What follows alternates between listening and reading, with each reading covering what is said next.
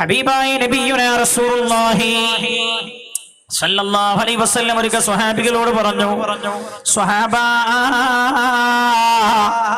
ഒരു കാലം കടന്നു വരാനുണ്ട്. നിങ്ങളൊക്കെ ഇപ്പോൾ എത്ര കാലം ആയുസ് കിട്ടിയാലും ജീവിക്കാമെന്ന് വിചാരിക്കുന്നവരാണല്ലോ. എന്നാൽ ഇനി കാലം വരാനുണ്ട്. ആ കാലഘട്ടത്തിൽ മയ്യിത്തിന്റെ പിന്നാലെ നടന്നു പോകുന്ന ആൾ ഇങ്ങനെ ആഗ്രഹിക്കും, യാ ലൈതനീ മകാന, അല്ലാഹുവേ, ആത്മഹത്യ ചെയ്യാൻ നിർവാഹമില്ലാത്തത് കൊണ്ടാണല്ലോ റബ്ബേ ഈ മരിച്ച മയ്യിത്ത് കെട്ടിലെ മയ്യിത്തിന്റെ സ്ഥാനത്ത് ഞാനായിരുന്നെങ്കിൽ അല്ലാഹുവേ എന്ന് വിചാരിക്കുന്ന ഒരു കാലം, സമാധാനമില്ലാത്തത് കൊണ്ട് ജീവിതം തന്നെ മനുഷ്യന് മടുത്തു പോകുന്ന ഒരു കാലം വരാനുണ്ട് എന്ന് ഹബീബായ നബിയുനാ മുഹമ്മദ് മുസ്തഫ സല്ലല്ലാഹു അലൈഹി വസല്ലം തങ്ങൾ പറഞ്ഞു പോയിട്ടുണ്ട്. എപ്പോഴാ പ്രതിസന്ധി വരുന്നത്? പ്രതിസന്ധിയുടെ അടിസ്ഥാന കാരണങ്ങൾ എന്ത് എന്ന് അല്ലാഹു സുബ്ഹാനഹു വ തആല പരിശുദ്ധ ഖുർആനിലൂടെ പഠിപ്പിച്ചൊരു ആയത്താണ് ഞാൻ ആമുഖമായി ഓതിയത്. വമാ അസ്വാബകും മിൻ മുസീബ. ശ്രദ്ധിക്കണം, ഞാൻ ചെറിയ സമയത്തുകൊണ്ട് ഒരു ശബ്ദം അങ്ങനെ കൊണ്ടുപോകുന്നേ ഉള്ളൂ. വമാ അസ്വാബകും മിൻ മുസീബ, നിങ്ങളെ ബാധിച്ചിരിക്കുന്ന ഏത് തിന്മയും, വമാ അസ്വാബകും മിൻ മുസീബ. മുസീബത്ത് എന്നുള്ള പദത്തിന്റെ അർത്ഥം എല്ലാവർക്കും അറിയാം. ഏത് പച്ചനാടനും അറിയാവുന്ന അർത്ഥമാണ് മുസീബത്ത് എന്ന പദത്തിന്റെ അർത്ഥം. നമ്മൾ തന്നെ മലയാളത്തിൽ പറയാറുണ്ട്, വല്ലാത്തൊരു മുസീബത്തല്ലോ എന്ന് പറയാറുണ്ട്. വമാ അസ്വാബകും, നിങ്ങളെ ബാധിച്ചിരിക്കുന്നതെല്ലാം എന്ത്? മിൻ മുസീബ, നിങ്ങളെ ബാധിച്ചിരിക്കുന്ന എന്തൊക്കെ മുസീബത്തുകളുണ്ടോ, നാശങ്ങളുണ്ടോ, എല്ലാം ബിമാ കസബത് ഐദീകും, നിങ്ങൾ നിങ്ങളുടെ കൈകൾ കൊണ്ട് ചെയ്തു കൂട്ടുന്നതിന്റെ ഫലമാണത്. വയഅഫു അൻ കസീർ, ധാരാളം തെറ്റുകൾ അല്ലാഹു പരിഗണിക്കുന്നേ ഇല്ല. നിങ്ങൾ എമ്പാടും തെറ്റുകൾ ചെയ്യുന്നുണ്ട്, പക്ഷെ അതിനൊന്നും അനുസൃതമായി അല്ലാഹു നിങ്ങളെ ശിക്ഷിക്കുന്നില്ല. ധാരാളം അല്ലാഹു പുറത്തു തരികയാണ്, പക്ഷേ വീണ്ടും വീണ്ടും നിങ്ങൾ തെറ്റുകൾ ആവർത്തിച്ചുകൊണ്ടേ ഇരിക്കുന്നതാണ്. നിങ്ങളെ അല്ലാഹുവിന്റെ ഭാഗത്തു നിന്നുള്ള ശിക്ഷ പിടികൂടാൻ കാരണം എന്ന് നബിയുനാ റസൂൽ എന്ന പരിശുദ്ധമായ ഖുർആൻ. അതേപോലെ നമ്മൾ ഓതിയ മറ്റൊരു ആയത്ത്, ലഹറൽ ഫസാദു ഫിൽ ബർരി വൽ ബഹർ ബിമാ കസബത്, ലഹറൽ ഫസാദു ഫിൽ ബർരി വൽ ബഹർ ബിമാ കസബത് ഐദിൻ നാസ്. ലഹറൽ ഫസാദു ഫിൽ ബർ, കരയിലും, വൽ ബഹർ, കടലിലും നാശം പ്രത്യക്ഷമായിരിക്കുകയാണ്. എന്താണ് ഇതിന്റെ കാരണം? ബിമാ കസബത് ഐദിൻ നാസ്, ജനങ്ങൾ അവരുടെ കൈകൾ കൊണ്ട് ചെയ്തു കൂട്ടുന്ന തെറ്റുകളാണ്. അസന്നിഗ്ധമായി അല്ലാഹു സുബ്ഹാനഹു വ തആല പ്രഖ്യാപിക്കുകയാണ്, മനുഷ്യർ ചെയ്യുന്ന തെറ്റുകളാണ് മനുഷ്യ ജീവിതത്തിന്റെ സ്വൈര്യം നഷ്ടപ്പെടുത്തുന്നത് എന്ന് പരിശുദ്ധമായ ഖുർആനാണ് ഓർമ്മപ്പെടുത്തിയത്. ഭൂമി സുരക്ഷിതമല്ലാതെയായോ എന്ന് മനുഷ്യൻ പേടിച്ചുപോയി. ഭൂമി സുരക്ഷിതമല്ലാതെയായോ? എന്നോട് എന്റെ ചേട്ടൻ, ഞാൻ ഹജ്ജ് കഴിഞ്ഞ് തിരിച്ചു വന്നപ്പോഴാണ് ഈ അടുത്ത കഴിഞ്ഞു പോയ വെള്ളപ്പൊക്കത്തിന്റെ ഉരുൾപൊട്ടലിന്റെ പ്രയാസം എന്ത് എന്ന് നാട്ടിലില്ലാത്തത് കൊണ്ട് ഞാൻ മനസ്സിലാക്കിയിട്ടുണ്ടായിരുന്നില്ല. എന്നോട് എന്റെ ചേട്ടൻ നാട്ടിൽ വന്നപ്പോ പറഞ്ഞതാ, കഴിഞ്ഞു പോയ നാളുകളത്തെ ഭീതിതമായിരുന്നു. പോലീസ് അനൗൺസ് ചെയ്യാണ്, മലയുടെ താഴ്വാരത്ത് താമസിക്കുന്നവരും മലയുടെ മുകളിലുള്ളവരൊക്കെ മാറി താമസിക്കണം. ആളുകൾ ചോദിക്കുകയാണ്, അത്ര ഞങ്ങൾ എങ്ങോട്ടാ പോകേണ്ടത്? വയൽ മുഴുവൻ വെള്ളം നിറഞ്ഞു കിടക്കുന്നു. പിന്നെ ഒരു മനുഷ്യന് വെള്ളമില്ലാതെ, വെള്ളപ്പൊക്കത്തിന്റെ ശല്യമില്ലാതെ ജീവിക്കാൻ പറ്റുന്ന സ്ഥലം മലയുടെ താഴ്വാരവും മലയും അവിടെ നിന്ന് മാറി താമസിക്കണം എന്ന് പറഞ്ഞാൽ ഞങ്ങൾ എങ്ങോട്ട് പോകാൻ? മനുഷ്യനെ അല്ലാഹു ഒരു സെക്കൻഡിൽ പേടിപ്പിച്ചു നിർത്തിയ സമയമായിരുന്നു അത്. റഹ്മാനായ റബ്ബ് സുബ്ഹാനഹു വ തആല അത്തരം അപകടങ്ങളിൽ നിന്ന് അല്ലാഹു നമ്മളെ രക്ഷപ്പെടുത്തുമാറാകട്ടെ. നല്ല ശ്രദ്ധിക്കണം. ഇതുവരെ പറഞ്ഞിരുന്നേ, മഴ ഓരോ വർഷവും മഴ കുറഞ്ഞപ്പോ അവര് പറഞ്ഞു മരം മുറിക്കുന്നത് കൊണ്ടാ മഴ കുറഞ്ഞു പോകുന്നത് അല്ലെ. പണ്ട് ഇതേപോലെ നിയമസഭയിൽ മരം മുറിക്കണോണ്ടാ മഴ കുറഞ്ഞതെന്ന് പറഞ്ഞപ്പോ സീരിയാജ് പണ്ട് ചോദിച്ചിരുന്നു, അങ്ങനെയാണെങ്കിൽ അറബിക്കടലിൽ മഴ വീണ് മരം ഉള്ളത് കൊണ്ടാണോ? ആളുകളൊക്കെ പരിഹസിച്ച് ചിരിച്ചിരുന്നു. ആളുകൾ പറഞ്ഞു സീരിയാജ് മണ്ടത്തരം പറഞ്ഞതാണ്, സീരിയാജ് മണ്ടത്തരം പറഞ്ഞതാണ്. മരം മുറിക്കുന്നത് കൊണ്ടാണ് മഴ പെയ്യാത്തത് എങ്കിൽ ഈ കൊല്ലം എന്തേ മഴ കൂടിയത്? ഈ കൊല്ലം ഭൂമിയിൽ ആരും കഴിഞ്ഞ വർഷത്തെക്കാളും മരം ഈ കൊല്ലം മുറിച്ചിട്ടുണ്ട്. വെച്ച മരങ്ങളാണെങ്കിലോ വെച്ചു പിടിപ്പിക്കാൻ തുടങ്ങിയ ചെടികളാണെങ്കിലോ മരത്തിന്റെ തൈകളാണെങ്കിലോ വളർന്നിട്ട് വൃക്ഷമാകാനുള്ള സമയമായിട്ടില്ല. അല്ലാഹു സുബ്ഹാനഹു വ തആല ഞാനാണ് മഴ പെയ്യിപ്പിക്കുന്നത്. അല്ലാഹു ചോദിക്കുന്ന ഒരു ചോദ്യമുണ്ട്, അഅൻതും അൻസൽതുമൂഹു മിനൽ മുസ്ൻ അം നഹ്നുൽ മുൻസിലൂൻ?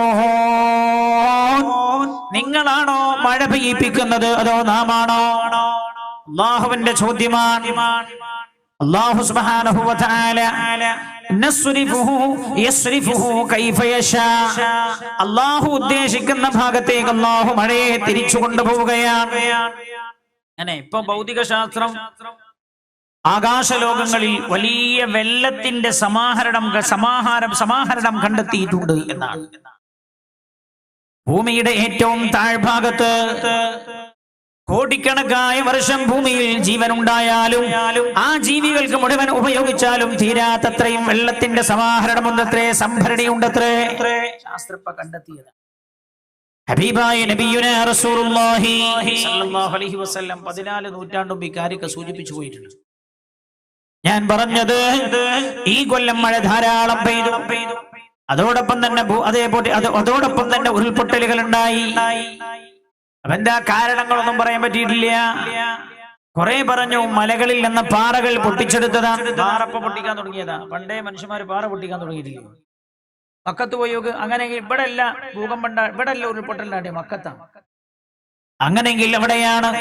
മക്കത്തുള്ള മുഴുവൻ മലയും നീക്കം ചെയ്തുകൊണ്ടിരിക്കുകയാണ്. ഇതൊക്കെ വിഡ്ഢിത്തം പറയാൻ നമ്മളെ കേട്ടിട്ട് സമയന വാത്തായന അതെന്നെ ശരിയെന്നും പറയാം. മഹാനായ നബിയുനാ റസൂലുള്ളാഹി നബി പറഞ്ഞിട്ടുണ്ട്, ഖിയാമത്ത് നാളാവുമ്പോ ആളുകളുടെ ഈമാൻ എടുത്തു പോകാൻ ദജ്ജാല് വരും. ദജ്ജാൽ വരുന്നതിന് മുമ്പ് കുറെ ദജ്ജാലുണ്ടെന്ന് പറഞ്ഞിട്ടുണ്ട്. ആ ദജ്ജാൽമാരുടെ കൂട്ടത്തിൽ ചില പ്രഖ്യാപനങ്ങളായി കേൾക്കണമൊക്കെ.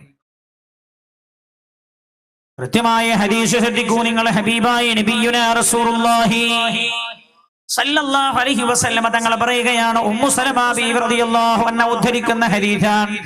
അന്നഹാ ഖാലത് ഖാല റസൂലുള്ളാഹി സല്ലല്ലാഹു അലൈഹി വസല്ലം ഇദാ ലഹറ സൂഉ ഫിൽ അർദ്. നല്ലോണം കേൾക്കണേ ചെറുപ്പക്കാരെ, നല്ലോണം കേൾക്കണം. ചെറുപ്പക്കാരെല്ലോ നല്ലോണം കേൾക്കണം. ഇദാ ലഹറ സൂഉ ഫിൽ അർദ്. സൂഉ എന്ന് പറഞ്ഞാൽ എന്താ അർത്ഥം അറിയോ? സൂഉ എന്ന് പറഞ്ഞാൽ ദുർനടപടി എന്നാണ് അതിന്റെ അർത്ഥം. ഇദാ ലഹറ സൂഉ ഫിൽ അർദ്, പുണ്യനബി പറയാണ്, ദുർനടപ്പ് ഭൂമിയിൽ പ്രത്യക്ഷമായി നടക്കാൻ തുടങ്ങിയാൽ, ദുരാചാരങ്ങൾ, തിന്മകൾ, ചീത്തകൾ, തെറ്റുകൾ പരസ്യമായി നടക്കാൻ തുടങ്ങിയാൽ അൻസലല്ലാഹു ബഅസഹു ബിഅഹ്ലിൽ അർദ്, അല്ലാഹു ഭൂമിയിലേക്ക് തന്റെ ശിക്ഷ ഇറക്കാൻ തുടങ്ങും. ഖാലത്ത് ഉമ്മു സലമ ബിവി റളിയല്ലാഹു അൻഹ ചോദിച്ചു, ഖുൽതു യാ റസൂലല്ലാഹ്, അപ്പോൾ ഞാൻ ഹബീബായ റസൂലുള്ളാഹിനോട് ചോദിച്ചു, നബിയേ, വഇൻ കാന ഫീഹിം സ്വാലിഹൂൻ, ആ കാലഘട്ടത്തിൽ സ്വാലിഹീങ്ങളായ ആളുകൾ ജീവിച്ചിരിക്കുന്നുണ്ടെങ്കിലോ? പുണ്യനബി സല്ലല്ലാഹു അലൈഹി വസല്ലം തങ്ങൾ പറഞ്ഞു, വഇൻ കാന ഫീഹിം സ്വാലിഹൂൻ, ഉമ്മു സലമ, സ്വാലിഹീങ്ങൾ ജീവിച്ചിരിക്കുന്നുണ്ടെങ്കിലും ശരി, അല്ലാഹുവിന്റെ ശിക്ഷ ഇറങ്ങും. യുസീബുഹും മാ അസാബന്നാസ്, അല്ലാഹുവിന്റെ അദാബ് ഇറങ്ങുമ്പോ അത് മോശപ്പെട്ട ആളുകളെ മാത്രമല്ല നല്ല ആളുകളെയും ബാധിക്കും. ഉമ്മു സലമ, മുഅ്മിനീങ്ങളെയും ബാധിക്കും. ഉമ്മു സലമ ثم يرجعون إلى رحمة الله, തെറ്റു ചെയ്ത ആളുകൾ, തെറ്റിന്റെ പേരിൽ അല്ലാഹു ശിക്ഷ ഇറക്കിയവരെ അല്ലാഹു തന്റെ സന്നിധിയിലേക്ക് കൊണ്ടുപോകുമ്പോ മുഅ്മിനീങ്ങളായ ആളുകൾക്കും അല്ലാഹുവിന്റെ അദാബിന്റെ ഭാഗമായുള്ള പ്രയാസങ്ങൾ പിടിപെടാം. പക്ഷേ അവർ അല്ലാഹുവിന്റെ റഹ്മത്തിലേക്കാണ് മടക്കപ്പെടുന്നത് എന്ന് ഹബീബായ നബിയുനാ റസൂലുള്ളാഹി സല്ലല്ലാഹു അലൈഹി വസല്ലം ഇവിടെ പറഞ്ഞ ഒരു അടയാളം എന്താ അറിയോ? നല്ലോണം ശ്രദ്ധിക്കണം. എന്താ? ഈ മേഖലകളെല്ലാം പ്രതിസന്ധി വരാനുള്ള കാരണം എന്താ? അള്ളാഹുവിന്റെ ശിക്ഷകൾ അടിക്കടി വരാനുള്ള കാരണം എന്താ? നിങ്ങൾ ആലോചിച്ചിട്ടുണ്ടോ? അടിക്കടി അള്ളാഹുവിന്റെ പരീക്ഷണങ്ങൾ വരാനുള്ള കാരണോ? ചെറുപ്പക്കാരെ, പ്രിയമുള്ള പെങ്ങളെ കേട്ടോളൂ. ഇദാ ലഹറ സൂഉ ഫിൽ അർദ്, അല്ലാഹുവിന് ഇഷ്ടമില്ലാത്ത രീതിയിലുള്ള ദുർനടപടികൾ ഭൂമിയിൽ വ്യാപിക്കുന്നതാണ്, പ്രത്യക്ഷമായത് നടക്കുന്നതാണ് അതിന്റെ കാരണമെന്ന് ഹബീബായ നബിയുനാ റസൂലുള്ളാഹി സല്ലല്ലാഹു അലൈഹി വസല്ലം ഞാൻ ഒറ്റ കാര്യം പറയങ്ങളോട് വിശദീകരിക്കാൻ സമയമൊന്നുമില്ല. അധിക ചെറുപ്പക്കാരി മുടി എങ്ങനെ അള്ളാഹു അള്ളാന്റെ റസൂലുള്ളാഹു ഇഷ്ടപ്പെടാത്ത കോലത്തിലാണ്. ഇവിടുന്ന് ഇങ്ങനെ ചോരണ്ടോ, ഇവിടെ മുടി ഇങ്ങനെ. അതിനാണ് അറബിയിൽ പറയാനുള്ളത് ഖസ് എന്നാ പറയാ. മറ്റേ ഭാഷ എന്താ പറയാ അറിയോ? ക്രോപ്പാക്കാന്ന് പറയാ എന്റെ ഭാഷ. എന്താ ഞാനൊരു ചെറിയ ഒരു വീട്ടിൽ പോയപ്പോ ഒരു കുട്ടിയുണ്ട്, അവന്റെ മുടിയൊന്നും ഇങ്ങനെ മാറുന്നില്ല, ചെറിയ കുട്ടിയാണ്, 4-5 വയസ്സായിട്ടുള്ളൂ.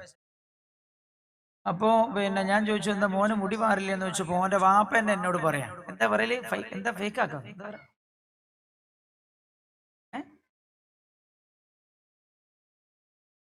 ഫ്രീക്കാക്കാം.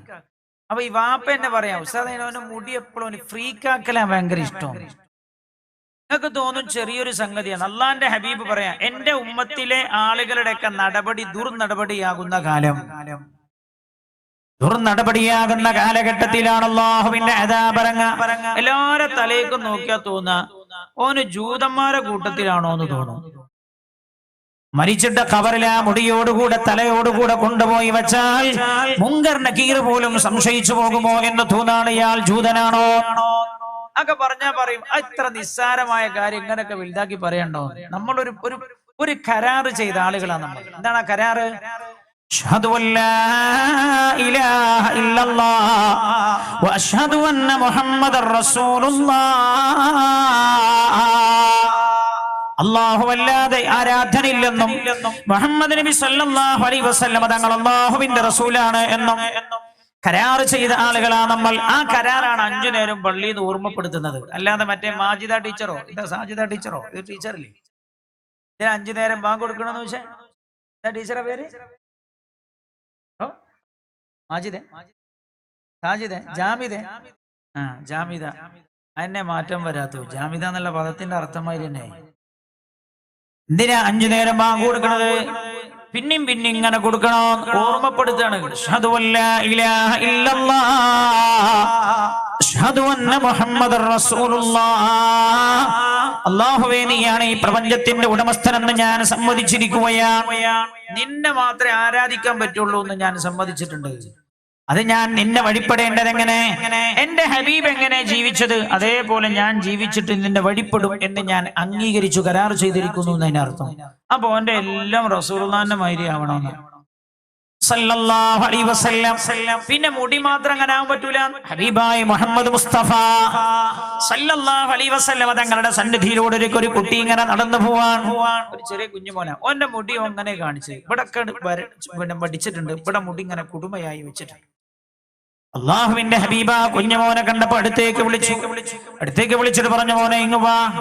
ആ മോൻ റസൂലുള്ളാഹിന്റെ അടുത്ത് ചെന്നു. സല്ലല്ലാഹു അലൈഹി വസല്ലം റസൂലുള്ളാഹി മോനോട് പറഞ്ഞു, മോനെ ഇങ്ങനെ മുടി വെക്കരുത്. ഒന്നുകിൽ നീ മുടി മുഴുവനായി മുറിച്ചു കളയണം, അല്ലെങ്കിൽ നീ മുടി തീരെ മുറിക്കാതെ അങ്ങനെ തന്നെ വിട്ടേക്ക്. പകുതി നീ വടിക്കുകയും പകുതി നീ വിട്ടേക്കുകയും ചെയ്യരുത് എന്ന് മഹാനായ നബിയുനാ റസൂലുള്ളാഹി സല്ലല്ലാഹു അലൈഹി വസല്ലം തങ്ങളെ 14 നൂറ്റാണ്ട് മുമ്പ് പറഞ്ഞത്. 14 നൂറ്റാണ്ട് മുമ്പ് കേൾക്കണേ നിങ്ങൾ, മഹാനായ നബിയുനാ റസൂലുള്ളാഹി വെറുതല്ല ഞാനിത് പറയുന്നത്. ഇതൊരു വലിയ വിഷയമാണ്, ഒരുപാട് മേഖല ഉണ്ട് സംസാരിക്കേണ്ടേ. ഞാനൊന്ന് ഓർമ്മപ്പെടുത്താൻ അതിപ്രധാനമായ ഒരു ഹദീസാണ് ഞാൻ ആമുഖമായി നിങ്ങളെ കേൾപ്പിച്ചത്. അത് അല്ലാഹുവിന്റെ ഹബീബ് പറയുന്നത് ആരാ കേട്ടത്? ഉമ്മു സലമ ബീവി റളിയല്ലാഹു അൻഹ റസൂലുള്ളാഹിന്റെ പ്രിയപ്പെട്ട ഭാര്യയാണ്, മുഅ്മിനീങ്ങളുടെ ഉമ്മയാണ്. മഹാനായ അബ്ദുല്ലാഹി ഇബ്നു മസ്ഊദ് റളിയല്ലാഹു അൻഹു ഉദ്ധരിക്കുന്ന ഹദീസാണ്. കേട്ടോളൂ. ഇപ്പൊ ഞാൻ പറഞ്ഞു ചെറുപ്പക്കാരോട്, നമ്മുടെ നടപടികൾ നമ്മൾ ശരിപ്പെടുത്തണം, അല്ലെങ്കിൽ അദാബും പ്രതിസന്ധിയും നീങ്ങാൻ പോവില്ല. പ്രതിസന്ധി നീങ്ങാൻ പോകുന്നില്ല.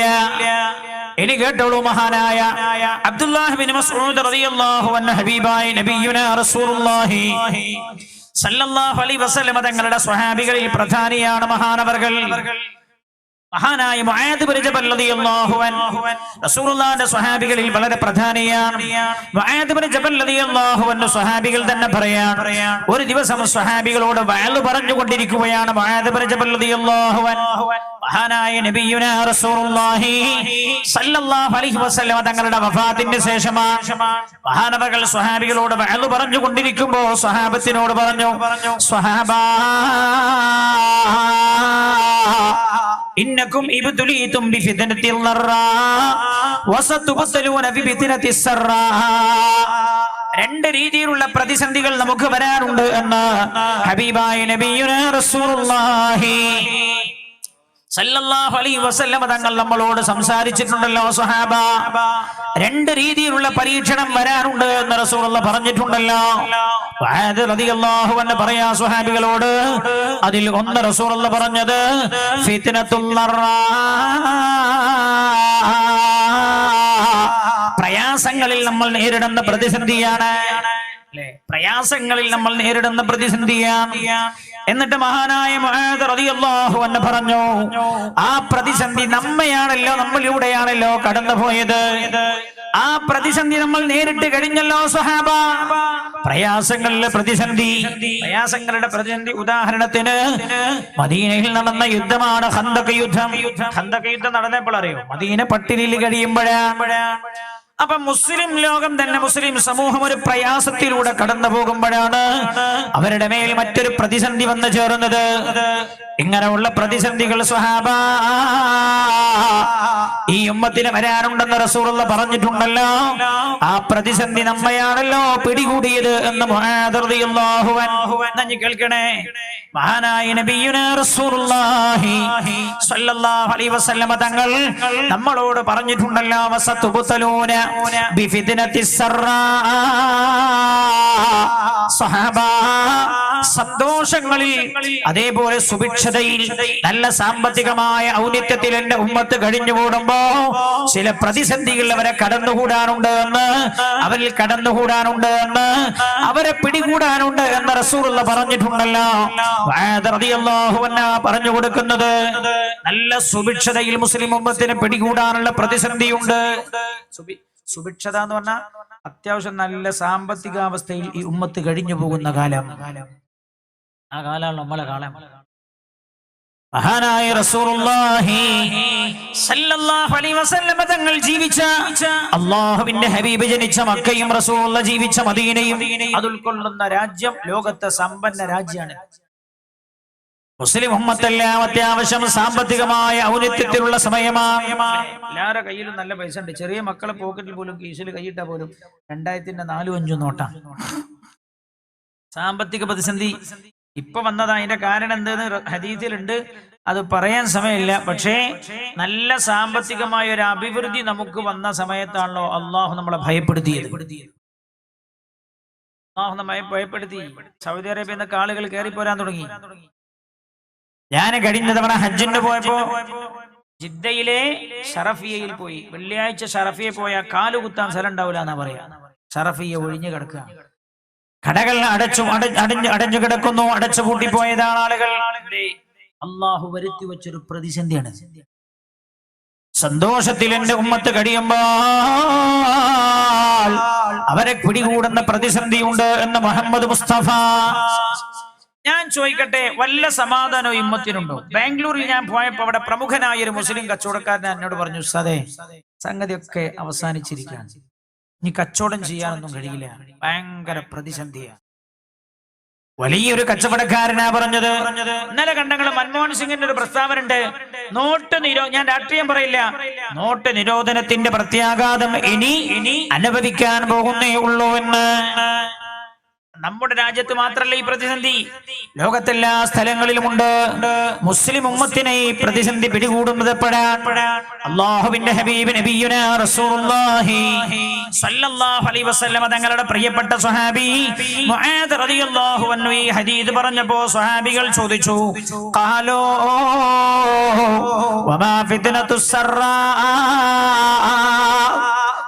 തങ്ങളെ, സുഭിക്ഷതയിൽ ഒരു പ്രതിസന്ധി നമുക്ക് കടന്നു വരാനുണ്ട് എന്ന് റസൂലുള്ളാഹി പറഞ്ഞു. അങ്ങ് പറഞ്ഞല്ലോ, ആ പ്രതിസന്ധി എപ്പോഴാണ് നമ്മെ പിടികൂടുന്നത്? വമാ ഫിത്നത്തുസ് സർറാ, ഫിത്നതു സറ എപ്പോഴാ നമ്മളെ പിടികൂടുന്നത്? മഹാനായ മുആദ് റളിയല്ലാഹു അൻഹു മഹാനവർകൾ സ്വഹാബികൾക്ക് പറഞ്ഞു കൊടുക്കുകയാണ്, നല്ല സുഭിക്ഷതയിലും സാമ്പത്തികമായ അഭിവൃദ്ധിയിലും എന്റെ ഉമ്മത്ത് കഴിഞ്ഞുകൂടുമ്പോഴാ അവർക്ക് സമാധാനം നഷ്ടപ്പെടുന്ന സാഹചര്യം കടന്നു വരുന്നത്. ആർക്കാ സമാധാനം ഉള്ളത്? നല്ല വീടുണ്ട്, നല്ല വാഹനങ്ങളുണ്ട്, പക്ഷേ മനസ്സമാധാനം ആർക്കെങ്കിലും ഉണ്ടോ? പ്രായമുള്ള ആളുകളോട് ചോദിച്ചു നോക്കൂ. കഞ്ഞി കുടിച്ച് കഴിഞ്ഞിരുന്നൊരു കാലഘട്ടം കഴിഞ്ഞു പോയിട്ടുണ്ട്. ആ കാലത്ത് കടന്നുറങ്ങാൻ കഴിയുന്ന പോലെ സമാധാനപൂർണമായി കടന്നുറങ്ങാൻ കഴിയുന്നുണ്ടോ ഇന്ന്? ഇല്ല. എന്താ ഈ പ്രതിസന്ധിയുടെ കാരണം? എന്താ? മഹാനായ നബിയുനാ റസൂലുള്ളാഹി സ്വല്ലല്ലാഹു അലൈഹി വസല്ലം തങ്ങൾ പറഞ്ഞു കൊടുത്ത കാര്യം മുആദ് റളിയല്ലാഹു അൻഹു സ്വഹാബികൾക്ക് പറഞ്ഞു കൊടുക്കുകയാണ്. ഇദാ ലബിസൻ നിസാഉ അസബൽ യമൻ, എന്റെ സമുദായത്തിലെ പെണ്ണുങ്ങൾ യമനിൽ നിർമ്മിതമാകുന്ന വേഷങ്ങൾ ധരിക്കുന്ന കാലമായാൽ,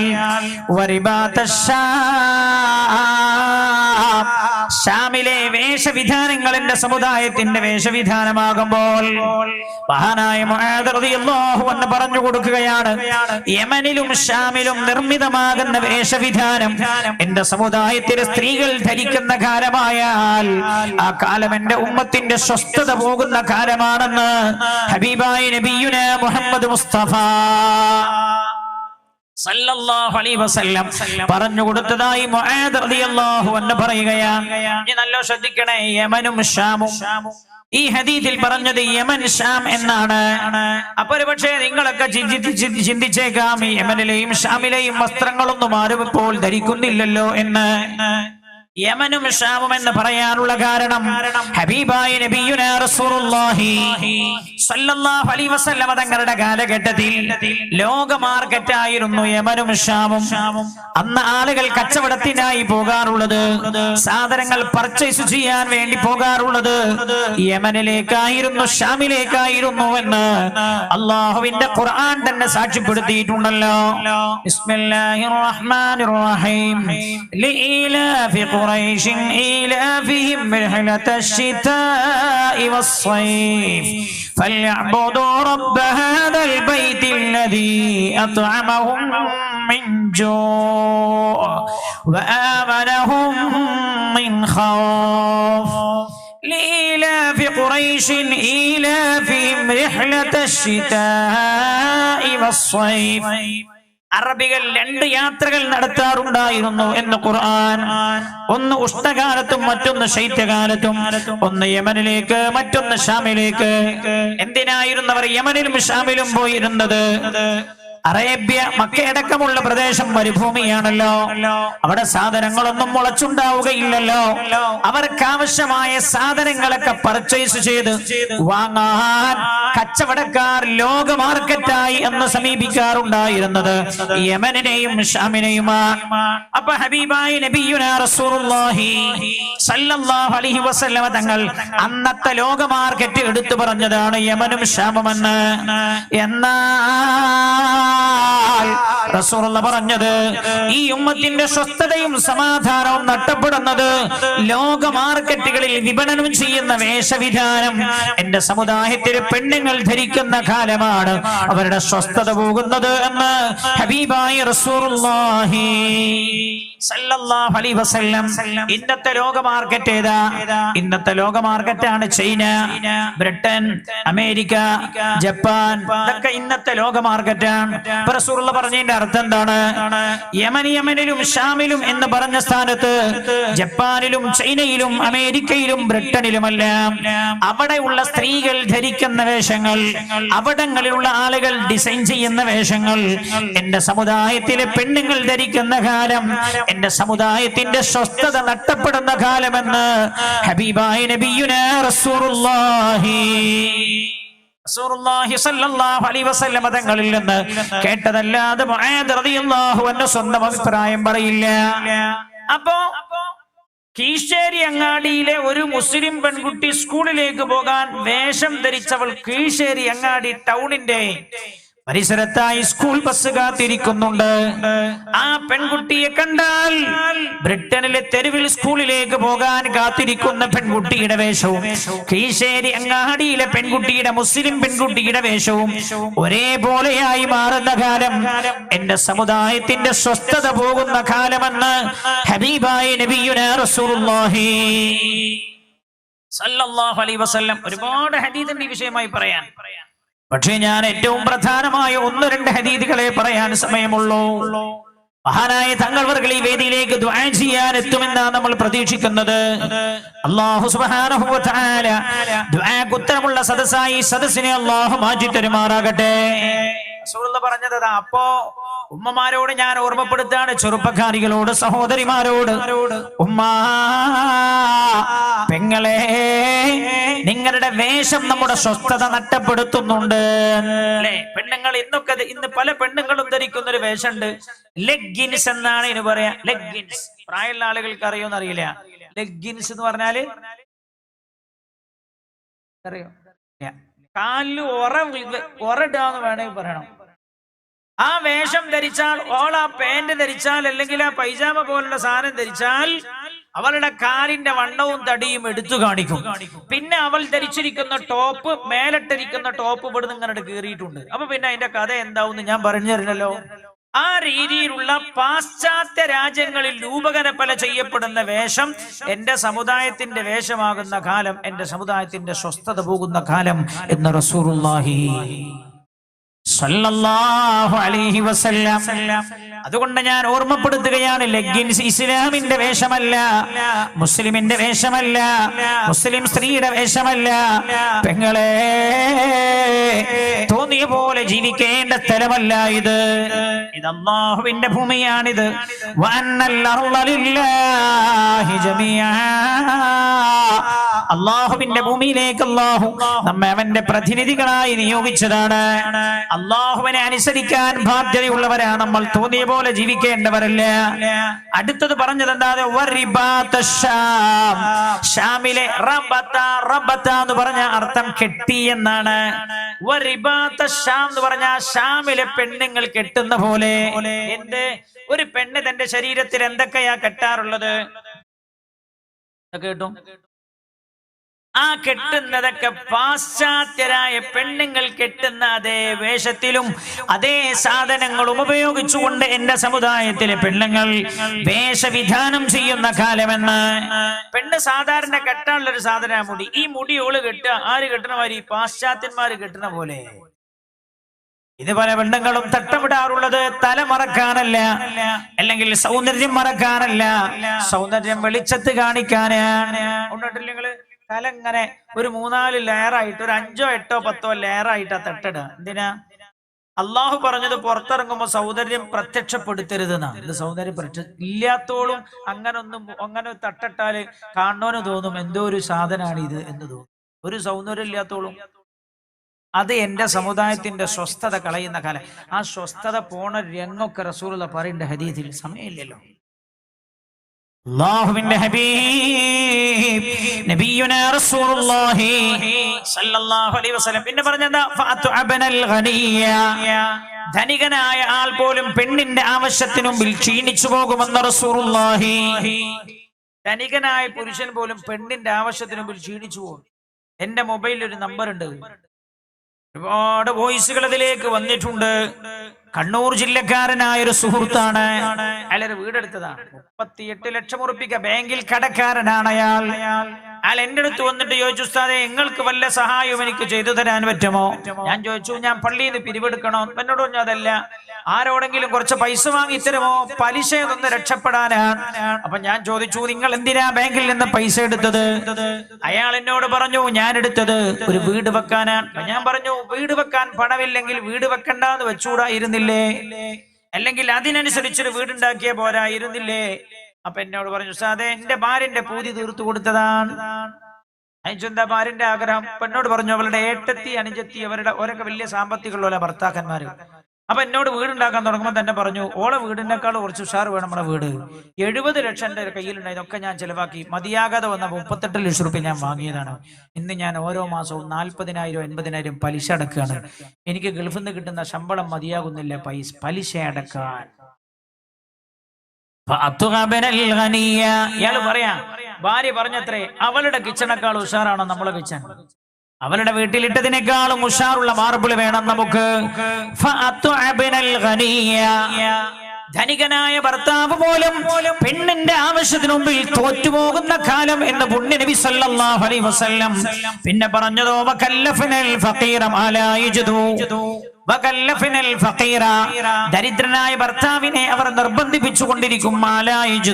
അയാൾക്ക് ചെയ്തു കൊടുക്കാൻ കഴിയാത്ത കാര്യങ്ങൾ ചെയ്തു കൊടുക്കാൻ നിർബന്ധിപ്പിച്ചു കൊണ്ടിരിക്കും. ഇങ്ങനെയൊക്കെയുള്ള ഒരു കാലം എന്റെ ഉമ്മത്തിന്റെ സ്വസ്ഥത പോകുന്ന കാലമാണ്. അള്ളാഹു കാത്തുരക്ഷിക്കട്ടെ. ഞാൻ സമയം ഏതായാലും ഇല്ലല്ലോ. ഇതിന്റെയൊക്കെ ഒരുപാട് ഹദീസുകളുണ്ട് ഇത് സംബന്ധമായി പറയാൻ. വരാൻ പോകുന്ന ചില ദുരന്തപൂർണമായ രംഗം ഹബീബായ നബിയുനാ റസൂലുള്ളാഹി സല്ലല്ലാഹു അലൈഹി വസല്ലം തങ്ങൾ ഉദ്ധരിക്കുന്ന ഒരു ഹദീസ് കേട്ടോളൂ. അതുകൂടെ പറഞ്ഞിട്ട് ഞാൻ അവസാനിപ്പിക്കുകയാണ്. അപ്പോഴേക്ക് ഇൻഷാ അല്ലാഹ് തങ്ങൾ അവர்கள் എത്തിച്ചേരും എന്ന് നമ്മൾ പ്രതീക്ഷിക്കുകയാണ്. ദുആ ചെയ്ത് വേണം നമുക്ക് പിരിയാൻ. ഏറ്റവും നല്ല സദസ്സാണല്ലോ ഈ സദസ്സ്. എന്തുകൊണ്ട്? മരിച്ചുപോയ പൊന്നു മക്കൾക്ക് വേണ്ടി ദുആ ചെയ്യാൻ വന്നിരിക്കുന്ന സദസ്സാണ്. നമ്മുടെ ആരുടെയും മക്കളല്ല, പക്ഷേ നമ്മുടെ മക്കളെക്കാൾ നമുക്ക് അവരോട് കരുണ തോന്നുന്നു, സ്നേഹം തോന്നുന്നു. എന്റെ ജീവിതത്തിന്റെ ചെറിയ പ്രായത്തിലെ വെള്ളം കുടിച്ചു മരിക്കേണ്ടി വന്ന മക്കളാ, അതോർത്ത് നമ്മുടെ ഹൃദയവും വേദനിക്കുകയാണ്. ആ പൊന്നു മക്കൾക്ക് ദുആ ചെയ്യാനും അവരുടെ മാതാപിതാക്കൾക്ക് റബ്ബേ സമാധാനം നൽകണേ എന്ന് ദുആ ചെയ്യാനുമാണല്ലോ ഈ സദസ്സ് ഒരുമിച്ച് ചേർന്നത്.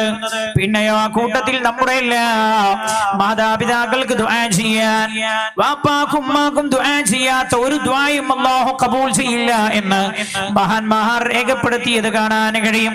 മാത്രമല്ല വാപ്പാക്കും ഉമ്മാക്കും ദുആ ചെയ്യണേ എന്ന് അല്ലാഹു പഠിപ്പിക്കുക മാത്രമല്ല, ആ ദുആ ചെയ്യേണ്ട വാക്ക് പോലും അല്ലാഹു ആകാശത്തു നിന്ന് ഭൂമിയിലേക്ക് ജിബ്രീൽ അലൈഹിസ്സലാമിനെ പറഞ്ഞയച്ചു പഠിപ്പിച്ചതാണ്.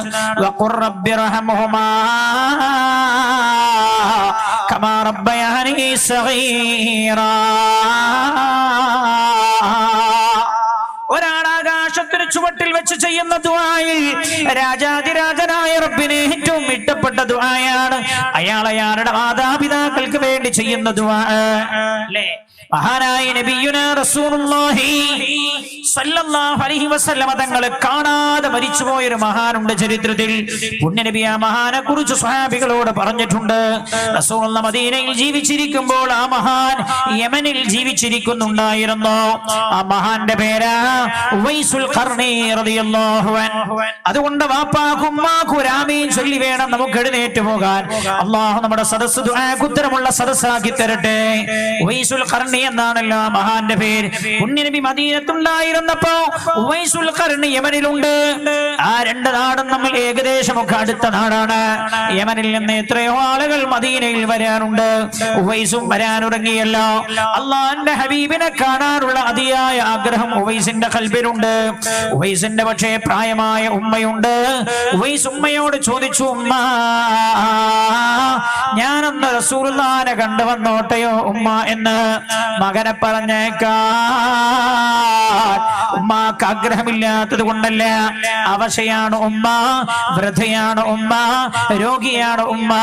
ഉവൈസിന്റെ ഉമ്മ ചോദിച്ചു, മോൻ പോയാൽ പിന്നെ ഉമ്മയുടെ കാര്യം ശ്രദ്ധിക്കാൻ ആരെന്ന് ഉമ്മ ചോദിച്ചതാണ്.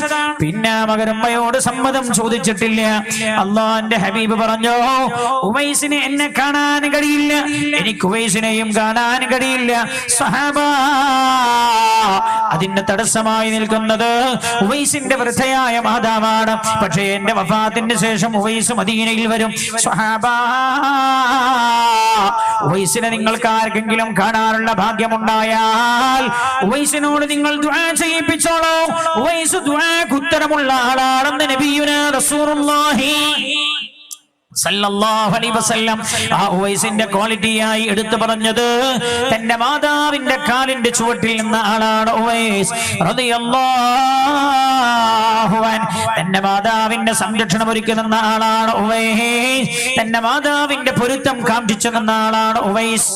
ഞാൻ പറയുന്നു, റബ്ബിനെ ഏറ്റവും ഇഷ്ടപ്പെട്ട ഒരു സദസ്സാണ്. എന്തൊക്കെയാ പ്രതിസന്ധി കടന്നു വരാനുള്ളത്? മഹാനായ നബിയുനാ റസൂലുള്ളാഹി സ്വല്ലല്ലാഹു അലൈഹി വസല്ലം നമ്മൾ ചെയ്യുന്ന ഒരുപാട് തെറ്റുണ്ട് എടുത്തു പറയാൻ. നബി വേറെ ഹദീസിൽ പറയുന്നുണ്ട്, വഇദാ ലഹറസ്സിനാ,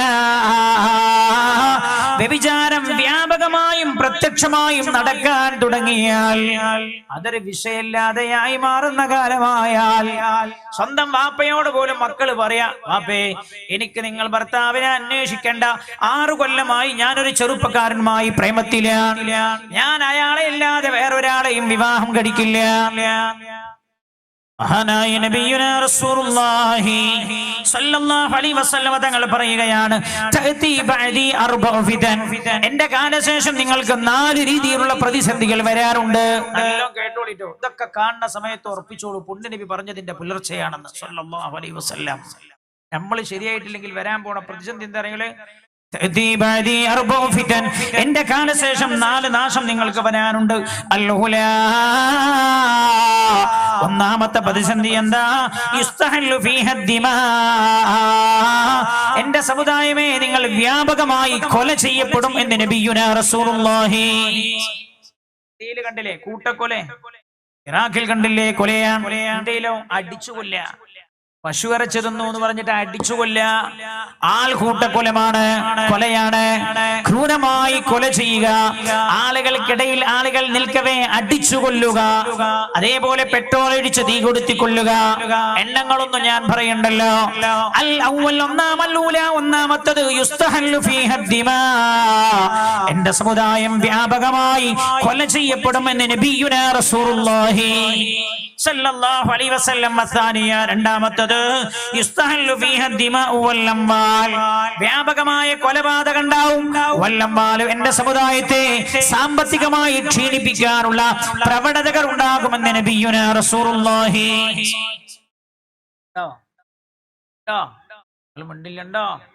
ഇന്നത്തെ പത്രത്തിൽ നിങ്ങൾ വായിച്ചോ? ക്രൂരമായി ബാലഭംഗപ്പെടുത്തു കൊല ചെയ്യപ്പെട്ട കുട്ടിയുടെ പേരിൽ ആ കുടുംബത്തെ രക്ഷപ്പെടുത്താൻ വേണ്ടി തുടങ്ങിയ അക്കൗണ്ട് മരവിപ്പിച്ചു. എന്റെ പേരിൽ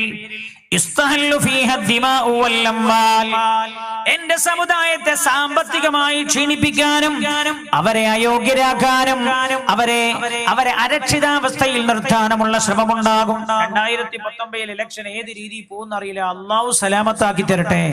നല്ല കരഞ്ഞു ദുആ ചെയ്തോളൂ, റബ്ബിലേക്ക് തൗബ ചെയ്ത് മടങ്ങിക്കോളൂ. ഒരുപക്ഷെ മഹാഭൂരിപക്ഷം ഇന്ന് ഭരിക്കുന്നവർ നേടിക്കഴിഞ്ഞാൽ മുസൽമാന്റെ പൗരത്വം പോലും കട്ട് ചെയ്യപ്പെടുമോ എന്ന് ഭയപ്പെടേണ്ടിയിരിക്കുകയാണ്. അതുകൊണ്ട് പ്രിയമുള്ള മുസ്ലിമെ, ഇലക്ഷൻ വരാൻ പോവാണ്. നീ മുസ്ലിം മത്സരിക്കുന്നോട് തന്നെ പിന്നെ പോയി മത്സരിക്കല്ലേ? ഇസ്ലാമിനെ മുസ്ലിമിനെ രക്ഷപ്പെടുത്താണ്ടാക്കിയ പാർട്ടിയാ. ഓൻ പോയി മത്സരിക്കണേ, മുസ്ലിം മത്സരിക്കണത് മുഴുവൻ അവന് മത്സരിക്കാം. അള്ളാഹു സലാമത്താക്കട്ടെ. സമയമില്ലല്ലോ പറയാൻ. അതുകൊണ്ട് എന്റെ സഹോദരങ്ങളെ, ഐക്യപ്പെടണേ എന്ന് ഒരു രാഷ്ട്രീയ പ്രഭാഷണമല്ല ഞാൻ നടത്തുന്നത്. നിങ്ങളോട് ഒരുമിക്കണേ എന്ന് ഹൃദയവേദനയോടെ ഓർമ്മപ്പെടുത്തുകയാണ് ഞാൻ. സമുദായത്തിന്റെ പേര് പറഞ്ഞുണ്ടായ പാർട്ടികളൊക്കെ മത്സരിക്കുന്നത് സമുദായത്തിനെതിരായി. സമുദായമേ, ഇനി പള്ളിയുടെ പേരിൽ അടികൂടല്ലേ, ഇനി പള്ളിയുടെ പേരിൽ നിങ്ങൾ തർക്ക വിതർക്കങ്ങൾ ഉണ്ടാക്കല്ലേ. ഈ സമുദായത്തെ നോക്കി മറ്റുള്ളവർ ചിരിക്കുന്നത് കാണാനും പറയുന്നത് കേൾക്കാനും കഴിയാതെയായി പോയ കാലമാണ്. മൂന്നാമത് വരാൻ പോകുന്ന രംഗം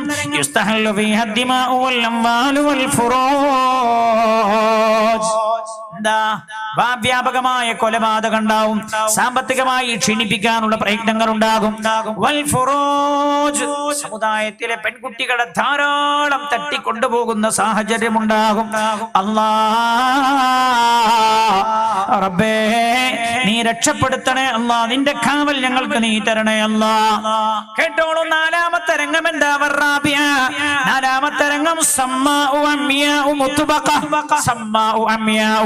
കണ്ണും മൂക്കുമില്ലാത്ത രീതിയിലുള്ള വർഗീയ കലാപങ്ങളാകാം നിങ്ങൾ നേരിടേണ്ടി വരുന്നത് എന്ന് നബിയുനാ റസൂലുള്ളാഹി. എഴുന്നേറ്റ് നിൽക്കൂ എല്ലാവരും.